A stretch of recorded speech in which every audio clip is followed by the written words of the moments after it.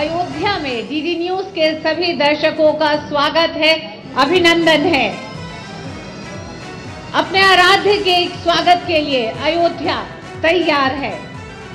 7 दिन तक चलने वाले अनुष्ठान यानी कि 22 जनवरी की प्राण प्रतिष्ठा से पहले 7 दिन के अनुष्ठान का आज दूसरा दिन है और दूसरे दिन का अनुष्ठान बेहद महत्वपूर्ण रहा, क्योंकि आज रामलला की मूर्ति को मंदिर परिसर में परिक्रमा कराई गई, साथ ही साथ कलश यात्रा निकाली गई है महिलाओं द्वारा अयोध्या में, और उस कलश में मां सरयू के जल को उस कलश में भरकर मंदिर परिसर में ले जाया गया है। भगवान राम को स्नान कराया गया है और साथ ही साथ दूसरे दिन के अनुष्ठान को पूरा किया गया है। अब अगले दिन के अनुष्ठान की तैयारियां शुरू हो गई हैं। वहीं दूसरी तरफ अगर आप अयोध्या को देखना चाहेंगे तो देखें डीडी न्यूज की नजरों से, जहां आपको दिखाई देगा कि प्रभु राम की एक तरह से भक्ति में लीन देश और दुनिया से तमाम भक्त अपनी अपनी कला और प्रतिभा के साथ किस तरह से अयोध्या पहुंच रहे हैं। उदाहरण कई है। उदाहरण के तौर पर महाराष्ट्र के सांगली से अयोध्या पहुंचे हैं रंगोली रचाने के लिए। मोटरसाइकिल यात्रा करते हुए सांगली से एक सज्जन जो पूरी अयोध्या को रंगोली के रंगों से सजा रहे हैं, ये उनकी भक्ति है प्रभु राम के प्रति। वहीं दूसरी तरफ दिखाई देगा जिस तरह से अयोध्या विश्वविद्यालय और यहाँ के कॉलेज के छात्र छात्राएं अयोध्या की तमाम सड़कों पर रंगोली को सजा रही हैं। तो इस तरह के वो तमाम दृश्य दिखाई दे रहे हैं पूरे देश भर से राम भक्तों के जो अयोध्या पहुंच रहे हैं। तो इन तैयारियों को भी आपके साथ ही लेके आएंगे। साथ ही साथ दूसरे दिन के अनुष्ठान में क्या रहा खास, जजमान डॉक्टर अनिल मिश्रा और उनकी धर्मपत्नी उषा मिश्रा ने आज पूजा अर्चना की और किस तरह से उस पूजा अर्चना के साथ रामलला की मूर्ति ने एक तरह से उन्होंने पूरे मंदिर परिसर में परिक्रमा की, इस पर भी विस्तार से आपको जानकारी देंगे। लेकिन उससे पहले आइए सीधे रुख करेंगे दिल्ली का। हमारे साथ जुड़ गई हैं ममता दिल्ली स्टूडियो से अभी तक की हेडलाइंस के लिए।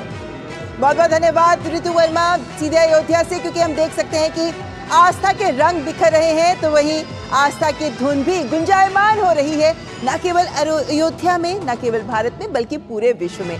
अयोध्या की खबरों के लिए आपको लिए चलेंगे, लेकिन उससे पहले आइए न्यूज नाइट में सबसे पहले एक नजर इस वक्त की सुर्खियों पर। प्रधानमंत्री नरेंद्र मोदी ने देश के दक्षिणी क्षेत्र में विकास को दी नई गति। समुद्री शक्ति को सुदृढ़ करने के लिए केरल के कोच्चि में 4000 करोड़ रुपए से अधिक की अवसंरचना परियोजनाओं का उद्घाटन। प्रधानमंत्री ने कहा, कोच्चि में नया ड्राई डॉक भारत का राष्ट्रीय गौरव। प्रधानमंत्री नरेंद्र मोदी ने कोच्चि में भाजपा के शक्ति केंद्र प्रभारी सम्मेलन में राजनीतिक हिंसा के बीच अपनी विचारधारा और देशभक्ति के प्रति समर्पित रहने वाली कार्यकर्ताओं की पीढ़ी को किया नमन। कांग्रेस, वामदल, एलडीएफ, यूडीएफ पर साधा निशाना। प्रधानमंत्री ने त्रिशूर में गुरुवयूर मंदिर और त्रिप्रयार श्री रामास्वामी मंदिर में किए दर्शन। पीएम मोदी ने लोगों से 22 जनवरी को रामलीला प्राण प्रतिष्ठा समारोह के अवसर पर घर घर दीप जलाने का किया आह्वान। अयोध्या धाम में प्राण प्रतिष्ठा अनुष्ठान के दूसरे दिन विधि विधान से हुई पूजा। मुख्य यजमान ने सरयू तट पर किए विभिन्न अनुष्ठान। निकाली गई भव्य कलश यात्रा।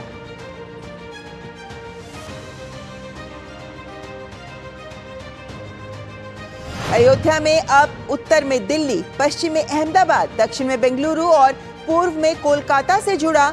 नागर विमानन मंत्री ज्योतिरादित्य सिंधिया ने अयोध्या को बेंगलुरु और कोलकाता से जोड़ने वाली पहली उड़ान को दिखाई हरी झंडी।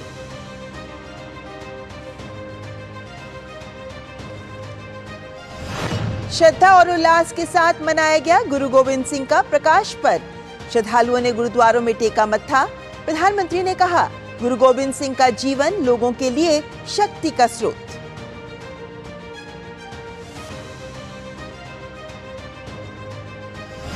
भारत और अफगानिस्तान के बीच खेले जा रहे तीसरे T20 मुकाबले में टॉस जीत कप्तान रोहित शर्मा ने लिया बल्लेबाजी का फैसला।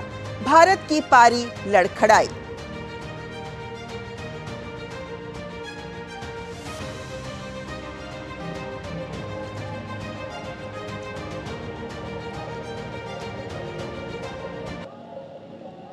तो न्यूज नाइट में आज दर्शकों को प्रधानमंत्री के कोच्चि दौरे से जुड़ी खबरें विस्तार से दिखाएंगे, करेंगे इस पर चर्चा भी, लेकिन उससे पहले सीधे चलते हैं अयोध्या से जुड़ी खबरों के लिए ऋतु वर्मा, ओवर टू यू। धन्यवाद ममता। और हम सभी जानते हैं कि 22 जनवरी को रामलला की प्राण प्रतिष्ठा से पहले 7 दिनों के इस अनुष्ठान का आज दूसरा दिन है। बेहद अहम दिन डॉक्टर अनिल मिश्रा ने अपनी धर्मपत्नी के साथ तमाम धार्मिक अनुष्ठानों को पूरा किया। साथ ही साथ पूरे शहर में आप देख सकते थे उस धूम को जो महिलाओं ने कलश यात्रा के साथ कलश यात्रा निकाली।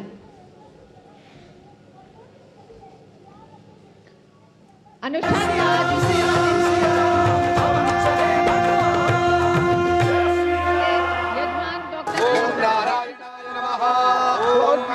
अयोध्या में श्री राम जन्मभूमि स्थान पर निर्मित श्री राम मंदिर में 22 जनवरी को होने वाले प्राण प्रतिष्ठा महोत्सव के तहत तमाम आयोजन शुरू हो चुके हैं। 16 जनवरी को शुरू हुए अनुष्ठान के तहत बुधवार को अनुष्ठान का दूसरा दिन था।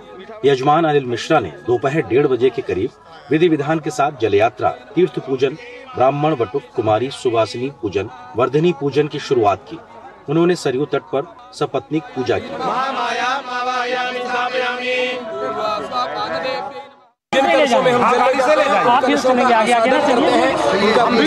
जल में हवन करते हैं, सुवासिनियों का पूजन करते हैं और पवित्र जल भर करके पूजन के लिए मंडप में ले जाते हैं। वहाँ शोभा यात्रा नाचते गाते हुए भगवान नाम का संकीर्तन करते हुए उस जल को ले जाते हैं और बाकी पूरी जो प्राण प्रतिष्ठा की विधि में जो जल प्रयुक्त होता है वो यही नदी का जल पूजा में प्रयोग में लेते हैं। पूजा में अन्य नदियों का देश भर से, सागर से भी जल आ रहा है। लगभग भारतवर्ष के सभी तीर्थों के जल आ रहे हैं। बाद में कलश यात्रा और भगवान रामलला की मूर्ति का प्रसाद परिसर में भ्रमण हुआ। इसके पहले मंगलवार को अनुष्ठान के पहले दिन अनिल मिश्रा ने सांगोपांग सर्व प्रायश्चित किया तथा सरयू नदी में स्नान किया था।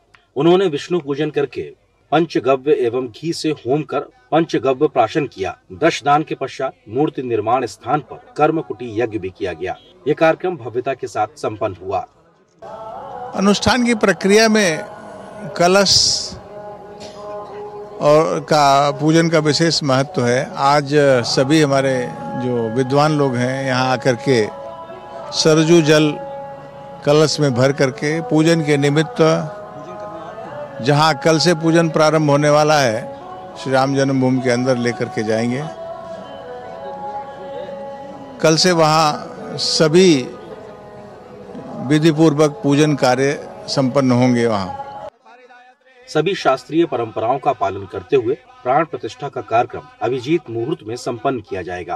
प्राण प्रतिष्ठा के पूर्व शुभ संस्कारों का प्रारंभ 16 जनवरी 2024 से हुआ, जो 21 जनवरी 2024 तक चलेगा। बुधवार को तीर्थ पूजन, जल यात्रा, जलादिवास और गंधादिवास होगा, जबकि 19 जनवरी को औषधादिवास, केसरादिवास, घृतादिवास होगा।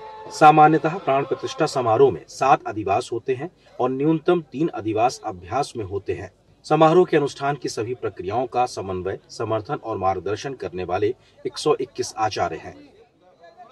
प्राण प्रतिष्ठा के धार्मिक अनुष्ठान का आज दूसरा दिन है और दूसरे दिन के अनुष्ठान की तैयारी इस समय सरयू घाट पर चल रही है। आप देख रहे हैं आज कलश में जल लेके राम जन्मभूमि लेके जाया जाएगा। इस पर और बात करने के लिए हमारे साथ महंत शशिकांत दास जी मौजूद हैं। शशिकांत जी, आज क्या निश्चित रूप से आज कलश यात्रा है और सरयू पूजन है। सरयू जी का पूजन करके कलश में जल भर कर ले जाएंगे, जो 22 दिसंबर को भगवान को उससे पूजन कराया जाएगा, स्नान कराया जाएगा। ये मुख्य रूप से कलश यात्रा के बिना कोई कार्य होता ही नहीं है। किसी भी अनुष्ठान में कलश पूजन, सरयू पूजन और कलश यात्रा ये प्रमुख रूप से होता है, तो वही कार्यक्रम ये चल रहा है। किन किन सामग्री इसमें वो रहेगा? खोड़सोपचार से पूजन होता है, बहुविधि से, सब विधि से। तो ये पहले सरजू जी का पूजन होगा, उसके बाद यहाँ से जल भर करके ले जाएंगे। पहले हम जल देवता को पूरी तरह से मान्यता करके मनाते हैं कि ये सरकार आप चलें, पधारें, हमारे अनुष्ठान को पूर्ण करें। ये ऐसी पद्धति होती है, तो ये उसका ये नियम है। प्राण प्रतिष्ठा प्रधानमंत्री नरेंद्र मोदी, उत्तर प्रदेश की राज्यपाल आनंदीबेन पटेल, उत्तर प्रदेश के मुख्यमंत्री योगी आदित्यनाथ और अन्य गणमान्य व्यक्तियों की उपस्थिति में होगी।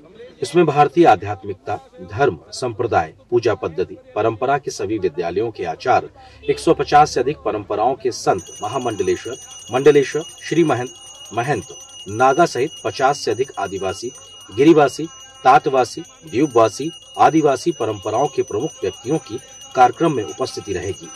अयोध्या धाम से ऋतु वर्मा के साथ आर्यन प्रताप सिंह, डीडी न्यूज।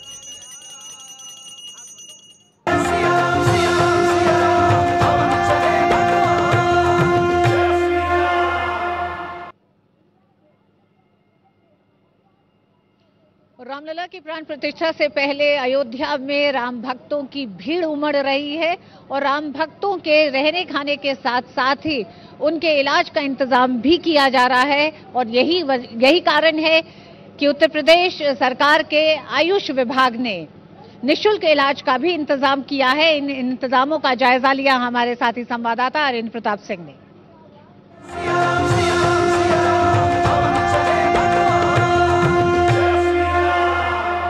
अयोध्या में 22 जनवरी से पहले व्यवस्थाओं को बहुत तेजी से आगे बढ़ाया गया और यहाँ पर आम लोगों के लिए निःशुल्क अस्पताल की व्यवस्था भी की गई है। और इसी के तहत यहाँ पर तुलसी उद्यान में आप देख सकते हैं आयुष विभाग उत्तर प्रदेश के माध्यम से यहाँ पर निःशुल्क चिकित्सा शिविर का आयोजन किया गया है और यहाँ पे दवाएं भी मुफ्त वितरित की जा रही हैं। किस प्रकार का इंतजाम किया गया है, तमाम विशेष लोग हमारे साथ मौजूद हैं। सर, आपका शुभ नाम? मैं professor doctor A K. Verma, director homeopathy UP. जी सर, क्या व्यवस्थाएं की गई और क्या लोगों के लिए यहाँ निःशुल्क उपलब्ध रहेगा? देखिए, सरकार की जो मंशा है, पूरी दुनिया से जितने भी पर्यटक आ रहे हैं या श्रद्धालु आ रहे हैं, उनको किसी भी तरह से इलाज में, स्पेशली आयुष स्ट्रीम के इलाज में कहीं कोई भी दिक्कत नहीं आना चाहिए। इसके सरकार ने भरपूर इंतजाम किया है, भरपूर दवाएं हैं और पूरे जहां से जितने लोग आ रहे हैं सबको इसका संपूर्ण लाभ मिले।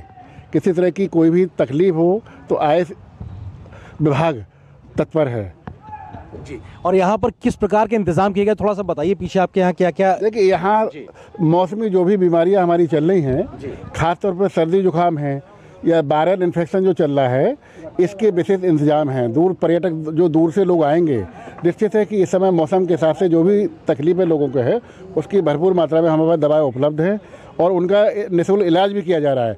लगभग 150 मरीज अभी तक आ चुके हैं, जैसे कि हमने पाया है, उनको बढ़िया इलाज मिल रहा है और हमारे समस्त डॉक्टर तन मन धन से पूरी तरह से समर्पण होकर के लगे हुए हैं। सर, यहाँ पे कितना स्टाफ की तैनाती की गई, थोड़ा सा उसके बारे में भी जानकारी दीजिए। लगभग जो है 40 से 50 हमारे डॉक्टर पूरे अयोध्या में तैनात हैं और सारे जो जितने भी कैंप लगे हैं, कई और भी जगह हमारे कैंप लगे हैं, वहाँ इनको जो है तैनाती दी गई है। अन्य जनपदों से भी हमने व्यवस्था बनाई है।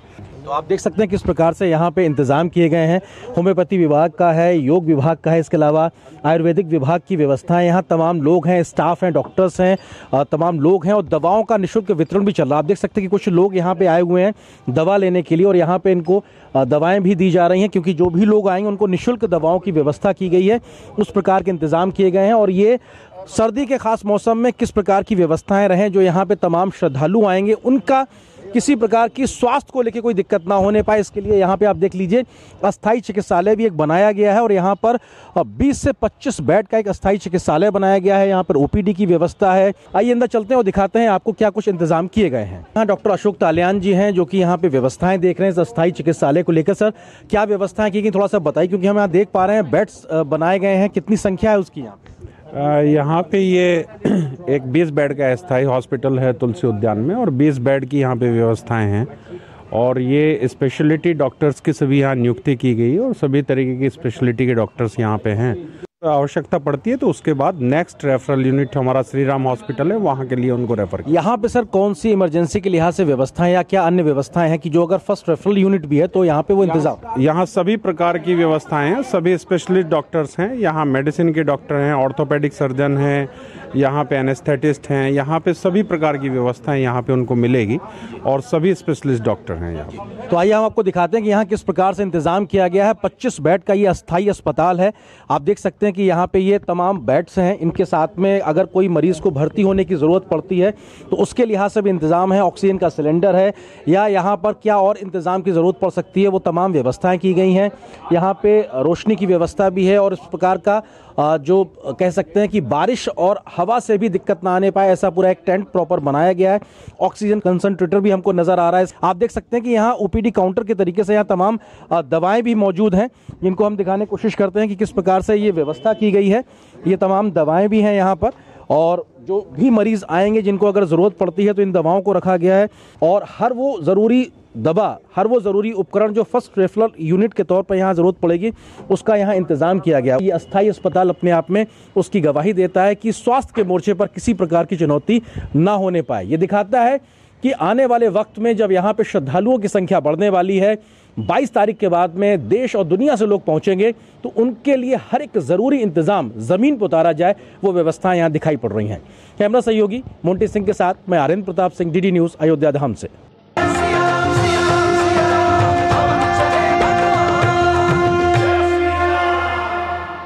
सर्दी के इस मौसम में देश भर से पहुंच रहे राम भक्तों के लिए निःशुल्क चिकित्सा शिविर की भी व्यवस्था की गई है ताकि इस सर्दी में अगर वो लोग आ रहे हैं तो किसी तरह की कोई परेशानी ना हो। यही नहीं, भक्ति के अलग अलग रंग भी दिखाई दे रहे हैं। उन रंगों में कई ऐसे समूह हैं जो देश के अलग अलग हिस्सों से पहुंचे हैं, जो निःशुल्क भोजन सेवा दे रहे हैं, निःशुल्क सुबह चाय का और नाश्ता लोगों को उपलब्ध करा रहे हैं। तो ये तमाम भक्ति के वो रंग हैं जो राम भक्त पहुंचे हैं अयोध्या लोगों की सेवा में और दिखा रहे हैं श्रद्धा प्रभु राम में अपनी। वक्त एक छोटे से ब्रेक का है। ब्रेक के बाद होंगे अभी और भी बहुत सी खबरें आज के दिन भर के अनुष्ठान से जुड़ी भी, तो जाइएगा नहीं, जुड़े रहिए हमारे साथ न्यूज नाइट में अयोध्या से।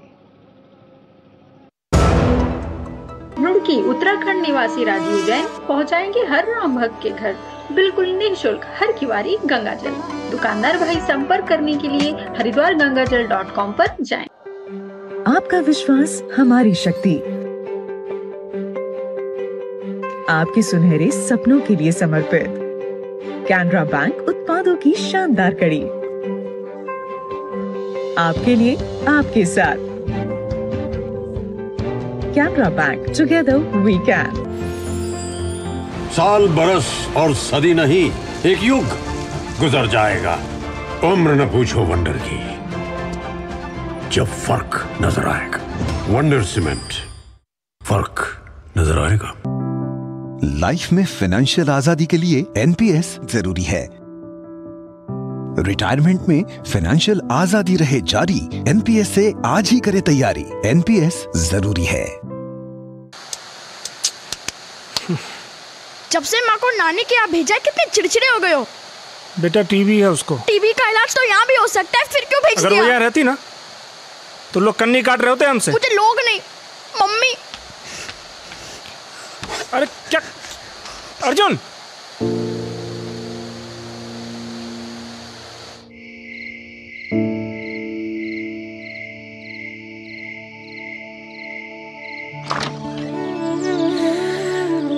उठेगा तो सरप्राइज देंगे। हाँ?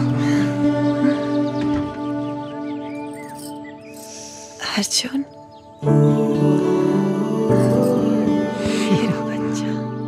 बहुत मिस कर रहा था तुमको, और मैं भी टीवी रिमोट का सर पर समझ नहीं पा रहा था।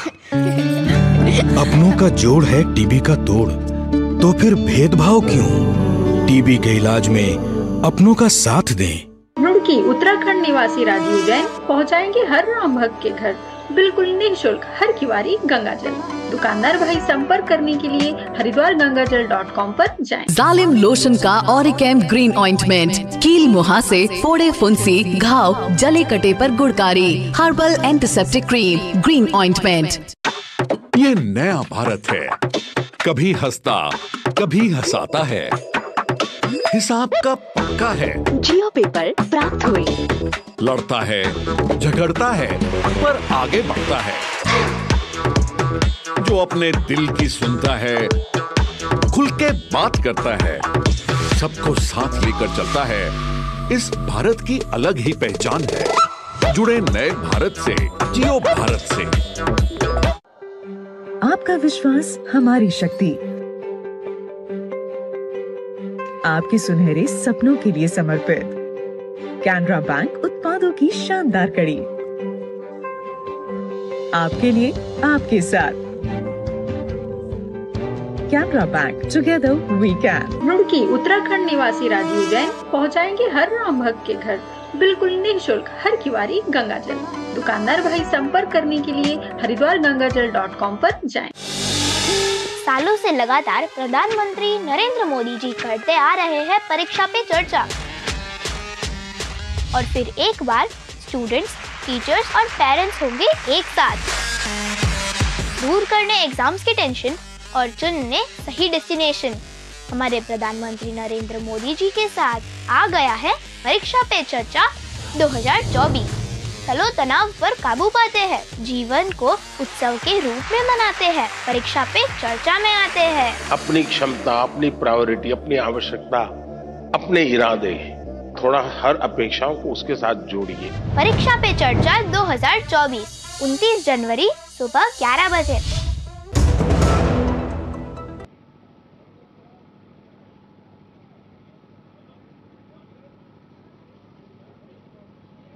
जैसे जैसे प्राण प्रतिष्ठा की तारीख नजदीक आ रही है, लोगों में उत्साह भी बढ़ता जा रहा है और प्राण प्रतिष्ठा के कार्यक्रम को भव्य बनाने के लिए जोरदार तैयारियां भी चल रही हैं। अयोध्या में आप कई प्रकार के धार्मिक और सांस्कृतिक कार्यक्रम भी देख सकते हैं। हर दिन नए कार्यक्रम होते हैं और इन्हीं कार्यक्रमों में अनुष्ठान का आज दूसरा दिन था और इस दिन को भी खास बनाने के लिए अयोध्या की महिलाओं ने भी एक बड़ा योगदान दिया है। सरयू घाट से राम जन्मभूमि तक अयोध्या की महिलाओं ने एक कलश यात्रा भी निकाली।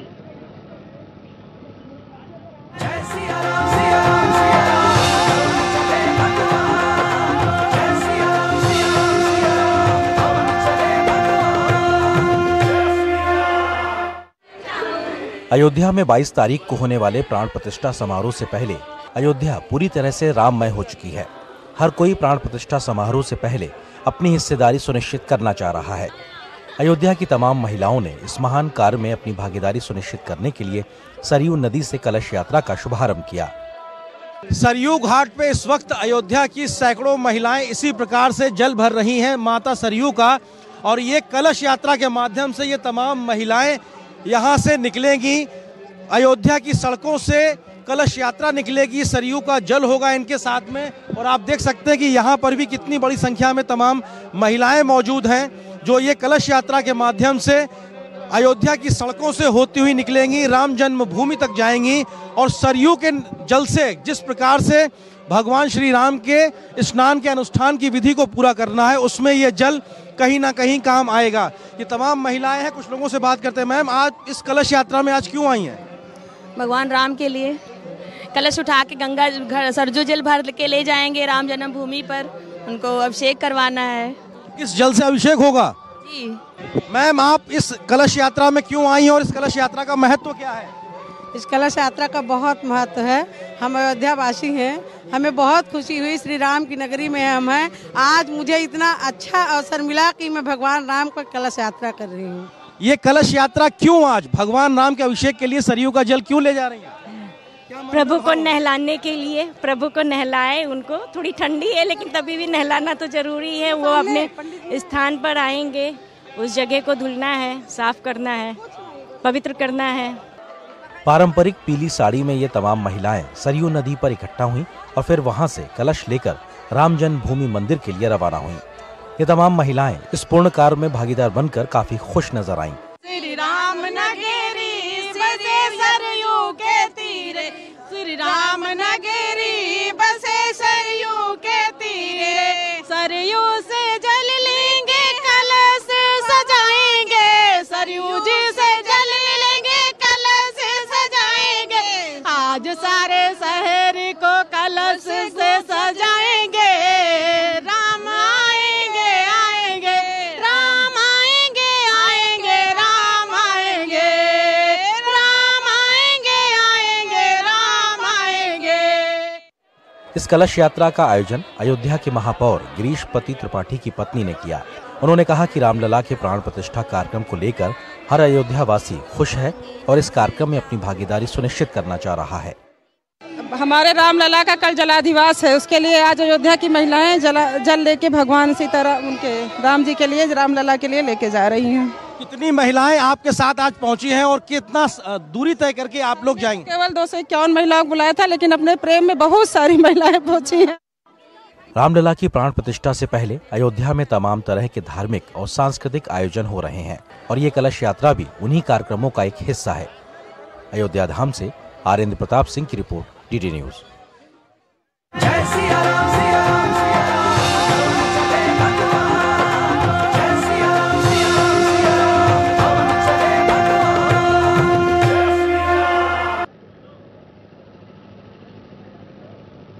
अयोध्या का पूरा माहौल राममय हो गया है और लोग राम के भजनों में डूबे हुए हैं।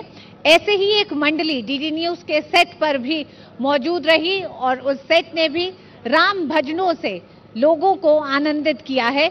आपको भी हम छोड़े जा रहे हैं उन्हीं भजनों के साथ।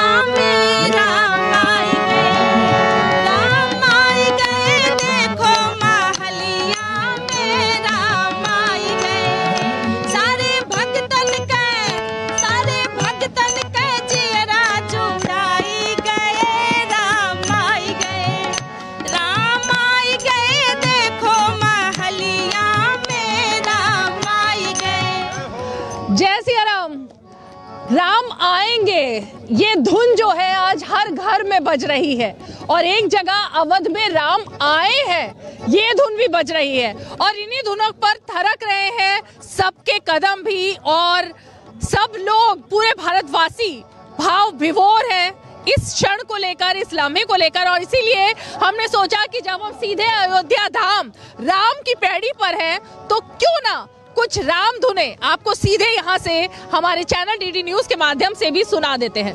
तो राम आएंगे या राम आ गए हैं?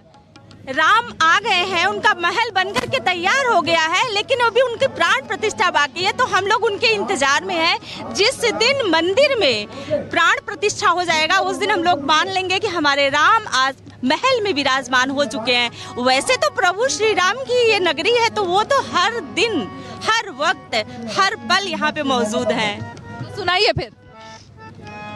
जय श्री राम। राम आई गए, राम आई गए, देखो महलिया में राम आई गए, राम आई गए, देखो महलिया में राम आई गए, राम आई गए, देखो महलिया में राम आई गए।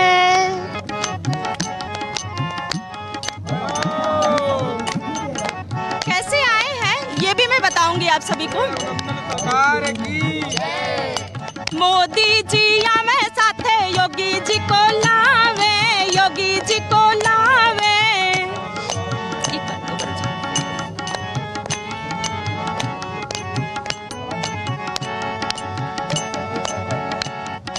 मोदी जी आवे साथे योगी जी को लावे, योगी जी को लावे। राम मंदिर का निर्माण करावे, निर्माण करावे। जय श्री राम का नारा गूंजे, राम आई गए। तो घर घर में राम के आने की धूम है, गूंज है, घर घर दिवाली मनाई जा रही है और 22 तारीख को हर घर दिए भी जलेंगे और प्राण प्रतिष्ठा के वक्त सभी लोग अपने आप को अयोध्या वासी समझेंगे। लेकिन देखिए कितने छोटे छोटे यहाँ पर राम धुन बजाने के लिए बच्चे भी मौजूद है। अब इनको बच्चा क्या कहे, इतना अच्छा हुनर ये रखते हैं। जरा इनसे पूछते हैं, क्या नाम है आपका? विभू। विभू जी, आप कब से ये बजा रहे हैं हारमोनियम? 2 साल हो गया। तो राम धुन बजाते हैं? जी। और इसके अलावा पढ़ाई? जी हाँ, चलता है। जरा कोई अच्छी सी राम धुन आपके जो मन की है वो सुनाइए। अवधपुरी प्रभु आवत जानी, अवधपुरी प्रभु आवत जानी भई सकल सो भाके खानी बहाए सुहावन त्रिविध समीरा बहाए सुहावन त्रिविध समीरा भय सरयुवती निर्मल नीरा। तो बिल्कुल देखिए, राम राज्य की स्थापना जिसकी बात की जा रही है, यही वो धुनें हैं। लेकिन आज हम आपको ये सिर्फ शुरुआत में धुनें दिखा रहे हैं, उसके बाद लगातार हम जो राम धुनें बज रही हैं, जिनके साथ सब जुड़े हुए हैं और सबके मन किस तरह से राममय हो गए हैं, ये भी लेकर आपके पास सीधे आएंगे अयोध्या धाम से।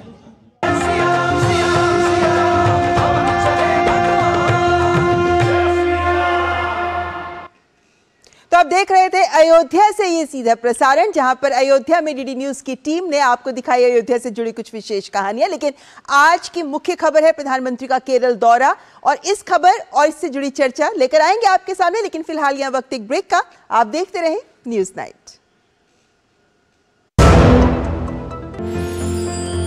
साल बरस और सदी नहीं, एक युग गुजर जाएगा। उम्र न पूछो वंडर की, जब फर्क नजर आएगा। वंडर सीमेंट, फर्क नजर आएगा। जब दांत खाज की खुजली पे ना हो काबू, तो उसे गमछे से नहीं छुपाते बाबू। तो फिर उसे भगाए कैसे? जालिम लोशन लगाकर दांत खाज की खुजली, एक्जिमा जड़ से निकाले। अभी खरीदे जालिम लोशन। जालिम लोशन का ऑरिकैम ग्रीन ऑइंटमेंट, कील मुहासे, फोड़े फुंसी, घाव, जले कटे पर गुड़कारी। Herbal antiseptic cream, green ointment. Roorkee Uttarakhand निवासी राजीव जैन पहुंचाएंगे हर राम भक्त के घर बिल्कुल निःशुल्क हर किवारी गंगा जल। दुकानदार भाई संपर्क करने के लिए हरिद्वारगंगाजल.com पर जाएं। क्या चिंता आपकी परीक्षा की तैयारी में बाधा बन रही है और आप परिणामों के बारे में चिंतित हैं? टेलीमानस के 14416 पर संपर्क करें।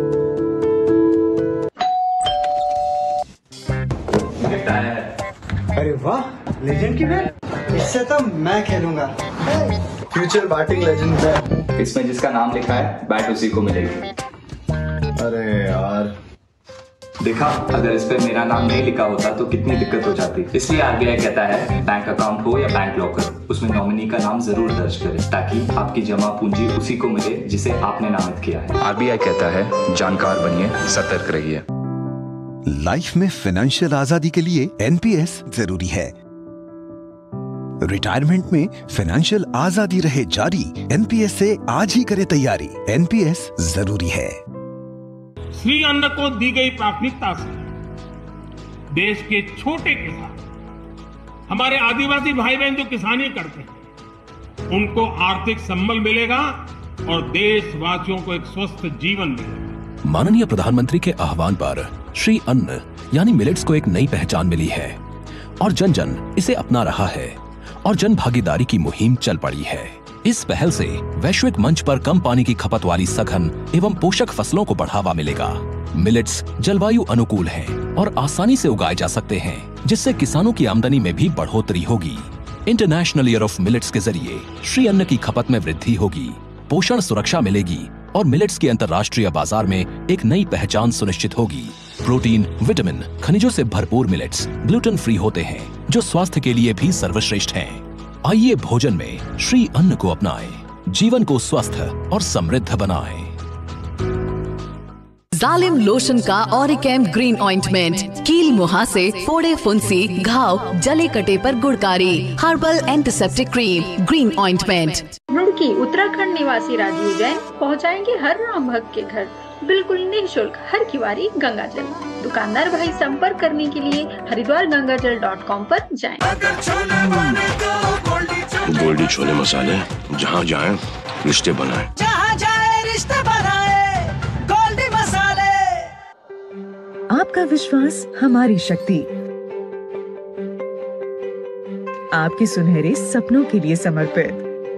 कैनरा बैंक उत्पादों की शानदार कड़ी, आपके लिए, आपके साथ। Canara bank, together we can. देश की महत्वपूर्ण विजन है सागरमाला और मैरीटाइम इंडिया विजन 2030। प्रधानमंत्री का केरल दौरा इसे मजबूत करता नजर आया जब केरल के कोच्चि में कोचीन शिपयार्ड में अंतरराष्ट्रीय जहाज मरम्मत सुविधा केंद्र ड्राई डॉक प्रधानमंत्री द्वारा राष्ट्र को समर्पित किया गया, जिसका उपयोग जहाज निर्माण के साथ साथ जहाज की मरम्मत के लिए भी किया जा सकता है। कोच्चि को मिली 4000 करोड़ रुपए की 3 प्रमुख ढांचागत परियोजनाओं में नया बंदरगाह भी शामिल है। और अपने संबोधन में प्रधानमंत्री ने इस क्षेत्र में सरकार द्वारा किए गए सुधारों का जिक्र करते हुए कहा कि सरकार देश की समुद्री शक्ति बढ़ाने के लिए लगातार प्रयासरत है। प्रधानमंत्री नरेंद्र मोदी की देश को बड़ी ढांचागत परियोजनाओं की ये एक और सौगात है।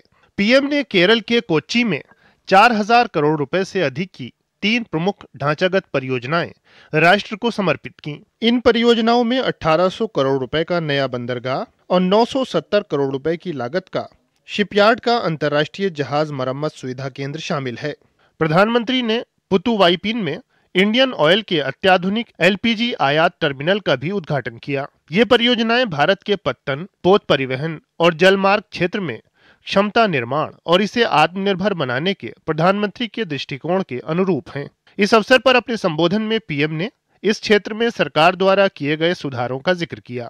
हमारे पोर्ट्स ने डबल डिजिट एनुअल ग्रोथ हासिल की है। 10 वर्ष पहले तक हमारे पोर्ट्स पर शिप्स को लंबा इंतजार करना पड़ता था, उनको अनलोड करने में बहुत टाइम लगता था। अब स्थितियां पूरी तरह बदल चुकी है।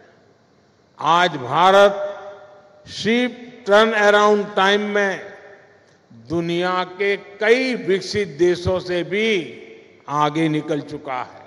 पीएम ने कहा कि आज जब भारत वैश्विक व्यापार का केंद्र बन रहा है तो देश अपनी समुद्री शक्ति को बढ़ा रहा है।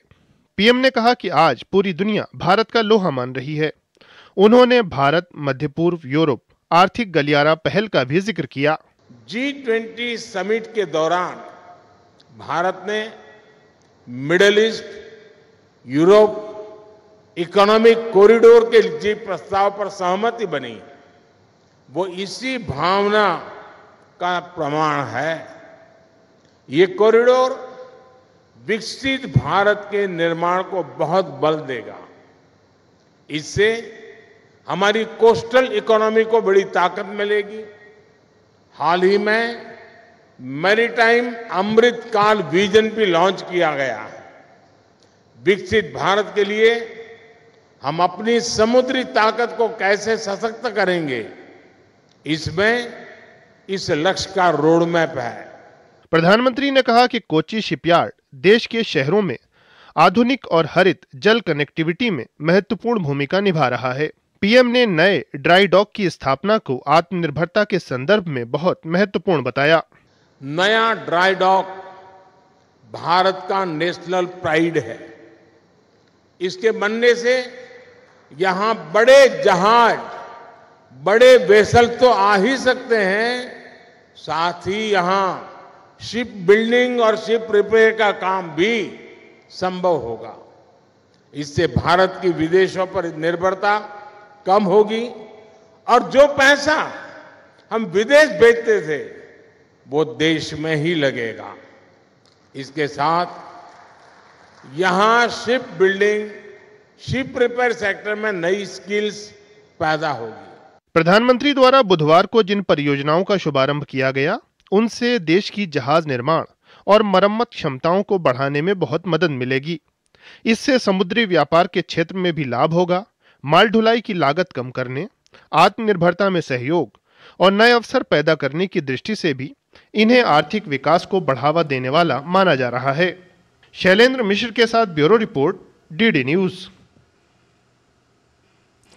केरल के अपने दौरे के दौरान प्रधानमंत्री नरेंद्र मोदी ने आज बुधवार के दिन का आरंभ त्रिप्रयार श्री रामास्वामी मंदिर में भगवान राम के दर्शनों के साथ किया।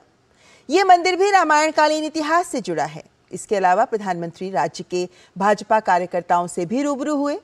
शक्ति केंद्र प्रभारी सम्मेलन के संबोधित करते हुए प्रधानमंत्री ने वाम तथा कांग्रेस दोनों पर निशाना साधा और साथ ही बूथ स्तर तक पार्टी को मजबूत बनाने का कार्यकर्ताओं से आह्वान किया।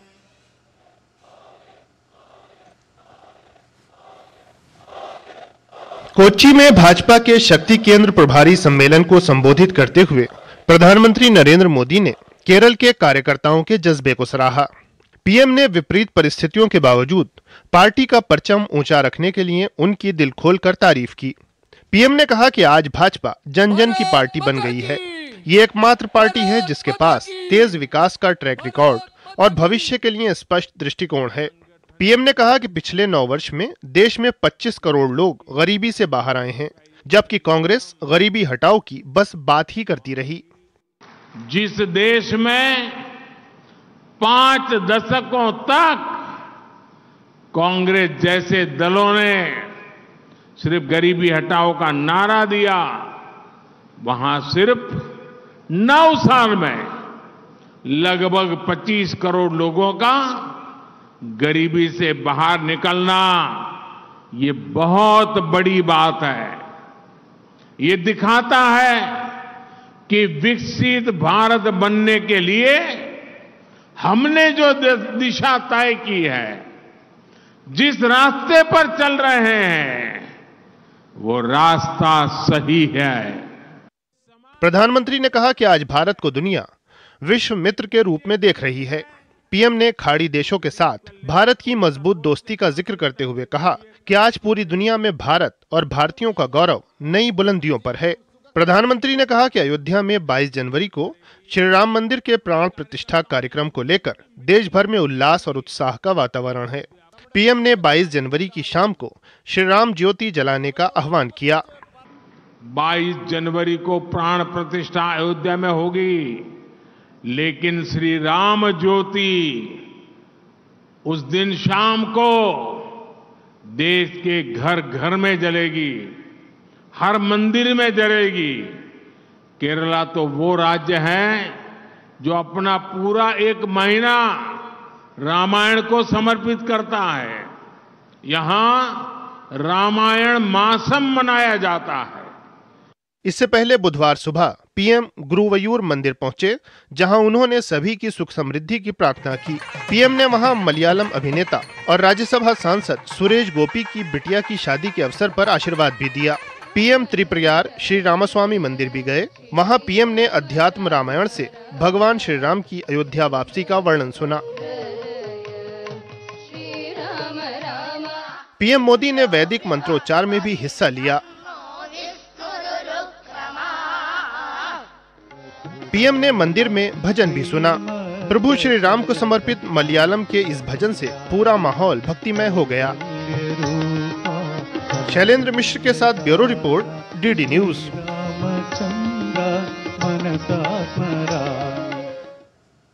तो प्रधानमंत्री का दक्षिण भारत का जो नए साल की शुरुआत से ही दौरा शुरू हुआ है, उसको लेकर तमाम आकलन, तमाम अंदाजे लगाए जा रहे हैं। लेकिन 22 जनवरी को अयोध्या में प्राण प्रतिष्ठा का जो समारोह होना है, उससे पहले प्रधानमंत्री का ये दक्षिण का दौरा कई संदेश देता नजर आ रहा है, जिससे जुड़ा है हमारा आज का विशेष, जो कहता है उत्तर से दक्षिण तक विकास और विरासत का समन्वय।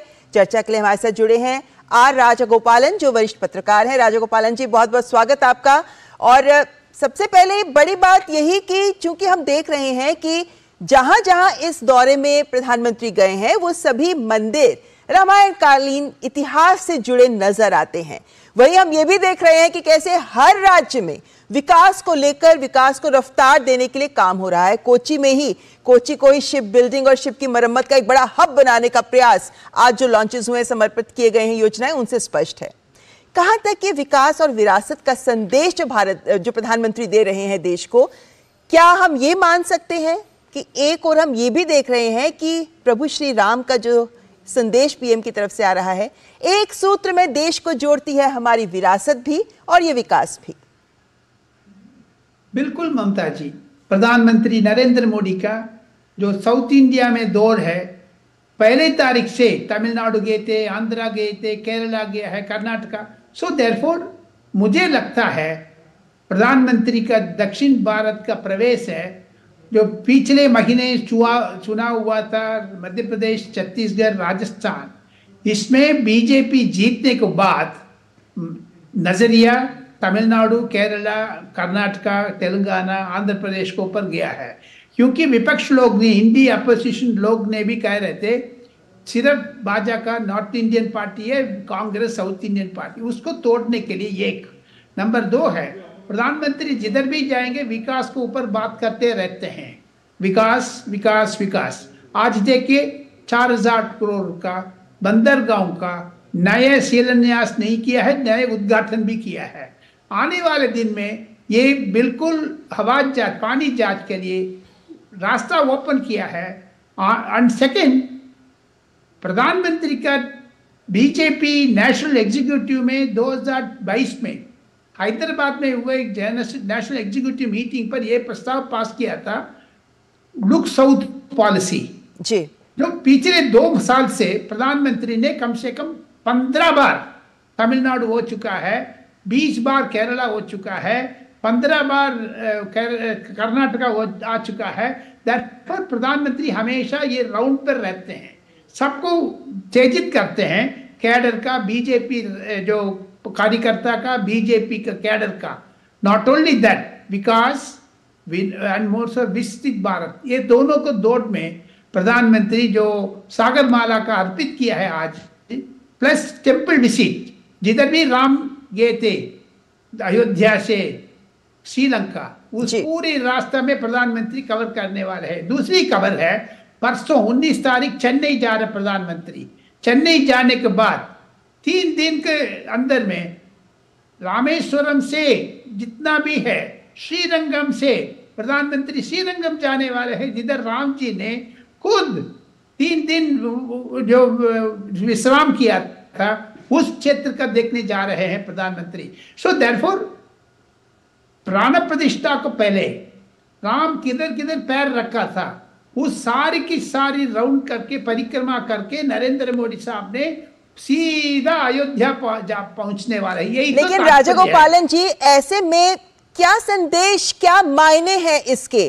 क्योंकि एक और हम ये भी देख रहे हैं कि प्रधानमंत्री संगठन के कार्यक्रम को भी संबोधित कर रहे हैं, बूथ के कार्यकर्ताओं से भी मिल रहे हैं और बूथ प्रभारियों से बातचीत करते हुए ये भी कह रहे हैं कि भाई बूथ को अगर जिता दिया तो हम आगे बढ़ सकते हैं। क्या संदेश इन दोनों पहलुओं का, क्या इनको जोड़ के देखा जाना चाहिए? क्या ऐसा कोई राजनीतिक संदेश है या फिर इसे अलग तरीके से देखना जरूरी है? ये राजनीतिक संदेश है। आने वाले 10 दिन, 15 साल का, 20 साल का भाजपा का पकड़ होना चाहिए, यही संदेश है। नंबर 1। नंबर 2 है विकास विकास विकास, सबका साथ, सबका विकास, सबका विश्वास, सबका प्रयास, ये मूल मंत्र है नरेंद्र मोदी का। जिधर भी जाते हैं, कोरोना हो, उक्रेन वार से जितना भी स्टूडेंट्स फंस गया हो, सबको उतार करके बाहर लेके आना है। ये भी विकास में जोड़ा हुआ कार्यक्रम है। प्रधानमंत्री को एक ही संदेश है, राजनीतिक में हम आपको पकड़ कितना है नरेंद्र मोदी दिखा दिया है। तो ऐसे में क्या ये भी कह सकते हैं कि विकास और विरासत का समन्वय यानी राम राज्य? ऑफ कोर्स, राम राज्य तो अल्टीमेट गेन है। अमृतकाल वही है, अमृतकाल को पहले राम राज, अमृतकाल को पहले सारे के सारी खुशी। क्यों प्रधानमंत्री सब जगह पर दौड़ने में कहते हैं 25 करोड़ लोगों का मैंने गरीबी से उठा लिया है, सबको लाखपति बना दिया है। इसका मूल मंत्र है राम राज। जो इनकी प्रधानमंत्री का पढ़ाई किया है, जो स्कूलिंग किया है, स्कूल मतलब स्कूल में सीधा नहीं है, शिक्षा लिया है आरएसएस से, उस शिक्षा का मूल मंत्र है आरएसएस का 100 साल भी अगले साल 2025 में होने वाले हैं, उसको पहले पहले बिल्कुल राम राज्य का शुरुआत। चलिए, वक्त इतना ही है राजगोपालन जी, लेकिन संदेश स्पष्ट है जैसा आपने बताया। फिलहाल बहुत बहुत शुक्रिया हमारे साथ जुड़ने के लिए। और फिलहाल यहाँ रुकेंगे एक ब्रेक के लिए। आप देखते रहें न्यूज़ नाइट। आपका विश्वास हमारी शक्ति, आपके सुनहरे सपनों के लिए समर्पित कैनरा बैंक उत्पादों की शानदार कड़ी, आपके लिए, आपके साथ। Canara bank, together we can. Life में फाइनेंशियल आजादी के लिए एनपीएस जरूरी है। रिटायरमेंट में फाइनेंशियल आजादी रहे जारी, एनपीएस से आज ही करें तैयारी। एनपीएस जरूरी है। रुड़की उत्तराखंड निवासी राजीव जैन पहुंचाएंगे हर राम भक्त के घर बिल्कुल निःशुल्क हर किवारी गंगा जल। दुकानदार भाई संपर्क करने के लिए हरिद्वारगंगाजल.com पर जाएं। क्या है इस परीक्षा पे चर्चा में जो स्टूडेंट्स की एग्जाम स्ट्रेस को दूर कर देता है? क्या है इस परीक्षा पे चर्चा में जो टीचर्स और पेरेंट्स की दुविधा को मिटाता है? क्या है इस परीक्षा पे चर्चा में जो जीवन को उत्सव के रूप में मनाने के लिए प्रेरित करता है? क्या है इस परीक्षा पे चर्चा में जो इसके 7वें एडिशन में 2,26,00,000 लोगों को हिस्सा लेने के लिए प्रोत्साहित करता है? मिलेंगे सभी सवालों के जवाब जब जुड़ेंगे स्टूडेंट्स, टीचर्स और पेरेंट्स प्रधानमंत्री नरेंद्र मोदी जी के साथ। परीक्षा पे चर्चा 2024 29 जनवरी सुबह 11 बजे। जब दांत खाज की खुजली पे ना हो काबू तो उसे गमछे से नहीं छुपाते बाबू, तो फिर उसे भगाए कैसे? जालिम लोशन लगाकर दांत खाज की खुजली एक्जिमा जड़ से निकाले। अभी खरीदे जालिम लोशन। जालिम लोशन का ऑरिकेम ग्रीन ऑइंटमेंट कील मुहासे, फोड़े फुंसी, घाव, जले कटे पर गुड़कारी। Herbal antiseptic cream green ointment. क्या तनाव आपके मानसिक और शारीरिक स्वास्थ्य पर बुरा असर डाल रहा है और आप समय प्रबंधन नहीं कर पा रहे?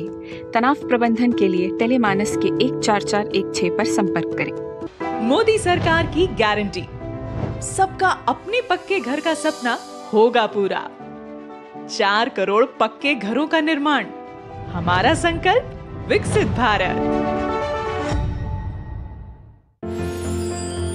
साल बरस और सदी नहीं, एक युग गुजर जाएगा। उम्र न पूछो वंडर की, जब फर्क नजर आएगा। वंडर सीमेंट, फर्क नजर आएगा। ये नया भारत है, कभी हंसता कभी हंसाता है, हिसाब का पक्का है। जियो पेपर प्राप्त हुए। लड़ता है, झगड़ता है, पर आगे बढ़ता है। जो अपने दिल की सुनता है, खुल के बात करता है, सबको साथ लेकर चलता है। इस भारत की अलग ही पहचान है। जुड़े नए भारत से, जियो भारत से। रुड़की उत्तराखंड निवासी राजीव जैन पहुंचाएंगे हर राम भक्त के घर बिल्कुल निःशुल्क हर किवारी गंगा जल। दुकानदार भाई संपर्क करने के लिए हरिद्वारगंगाजल.com पर जाएं। आपका विश्वास हमारी शक्ति, आपके सुनहरे सपनों के लिए समर्पित। कैनरा बैंक उत्पादों की शानदार कड़ी, आपके लिए, आपके साथ। Canara bank, together we can. New India की डिजिटल पहल अपनाइए न्यू इंडिया की young India digi health policy. New India assurance Bharat की प्रमुख मल्टीनेशनल जनरल इंश्योरेंस कंपनी, अब व्हाट्सएप पर भी उपलब्ध। सिखों के 10वें और अंतिम गुरु श्री गोविंद सिंह जी के प्रकाश उत्सव के मौके पर देश के विभिन्न हिस्सों में भक्तों ने गुरुद्वारों में जाकर मत्था टेका और प्रार्थना की। प्रधानमंत्री नरेंद्र मोदी ने श्री गुरु गोविंद सिंह जी के प्रकाश उत्सव पर उन्हें श्रद्धांजलि अर्पित की। देश के विभिन्न हिस्सों में सिखों के 10वें और अंतिम गुरु श्री गुरु गोविंद सिंह जी के प्रकाश उत्सव को हर्षोल्लास के साथ मनाया गया। इस अवसर पर श्रद्धालुओं ने स्वर्ण मंदिर में मत्था टेका और प्रार्थना की। प्रधानमंत्री नरेंद्र मोदी ने एक्स पर श्री गुरु गोविंद सिंह जी को याद करते हुए लिखा, मैं श्री गुरु गोविंद सिंह जी को उनके प्रकाश उत्सव पर श्रद्धांजलि अर्पित करता हूं और उनके साहस और करुणा को याद करता हूं। उनका जीवन कई लोगों के लिए शक्ति का स्रोत बना हुआ है। प्रधानमंत्री ने प्रकाश पर्व के मौके पर एक वीडियो भी साझा किया। सूरा सो पहचानिए जो लड़ाई दिन के है, पुरजा पुरजा कट मरे कबहू ना छाड़े। वहीं प्रकाश पर्व के अवसर पर भाजपा के राष्ट्रीय अध्यक्ष जेपी नड्डा ने गुरु गोविंद सिंह दिल्ली स्थित गुरुद्वारा रकाबगंज साहिब में, हरियाणा के मुख्यमंत्री मनोहर लाल ने गुरुद्वारा श्री लखनौर साहिब में प्रार्थना की। उत्तर प्रदेश के मुख्यमंत्री योगी आदित्यनाथ दशमेश गुरु गोविंद सिंह जी के प्रकाश पर्व कार्यक्रम में शामिल हुए। हम गुरु गोविंद सिंह जी के बताए रास्ते पर चलते हुए समाज को एकता और अखंडता के साथ आगे बढ़ाने में उनका आशीर्वाद हम सबको प्राप्त हो, ये मैं प्रार्थना करता हूँ। श्री लखनौर साहब गुरुद्वारा में आकर के मुझे उनको श्रद्धांजलि देने का भी अवसर मिला और बहुत ही अच्छा यहाँ लगा और मैं आप लोगों के माध्यम से समस्त जन को इस गुरुपर्व की बहुत बहुत बधाई भी देता हूँ। गुरु गोविंद सिंह जी की जयंती को प्रकाश पर्व के रूप में मनाते हैं। उन्होंने अपना पूरा जीवन समाज सुधार के लिए समर्पित कर दिया और जात पात ऊंच नीच से ऊपर उठकर काम किया। आज के दिन लोग गुरुद्वारों में प्रार्थना करते हैं और विभिन्न स्थानों पर लंगर लगाए जाते हैं। और बात मौसम की। उत्तर भारत में शीतलहर और कोहरे से जनजीवन बुरी तरह से प्रभावित हुआ है। घने कोहरे के कारण रेल और हवाई यातायात सेवाएं प्रभावित हुई हैं। वहीं मौसम विभाग ने अगले 3 दिनों के लिए दिल्ली में येलो अलर्ट जारी किया है और बताया है कि पंजाब से लेकर देश के पूर्वोत्तर भागों, हरियाणा, उत्तरी मध्य प्रदेश, उत्तर प्रदेश, बिहार और पश्चिम बंगाल में शीतलहर का प्रकोप जारी रहेगा। उत्तर भारत में अगले 4 से 5 दिनों के दौरान घने से बहुत घने कोहरे की स्थिति बनी रहने की संभावना है। ऐसे में यातायात से पहले इन तथ्यों पर गौर जरूर कर लें।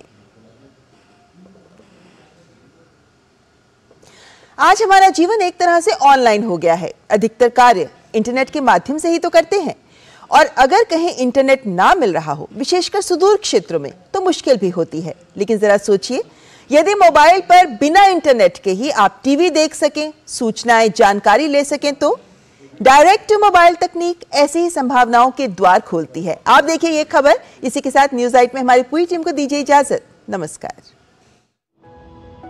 कई बार मछुआरे को भारी बारिश या आंधी तूफान में इंटरनेट के अभाव में मौसम की जानकारी नहीं मिल पाती थी और वे बीच मझधार में फंस जाते थे। लेकिन अब गहरे पानी में नाव पर सफर करते वक्त भी मछुआरे आपात स्थिति में मौसम की जानकारी प्राप्त कर सकेंगे और हालात से जूझकर अपनी जान बचा पाएंगे। यह संभव होगा डायरेक्ट टू मोबाइल सेवा से, जिसके लिए अब इंटरनेट की जरूरत नहीं होगी।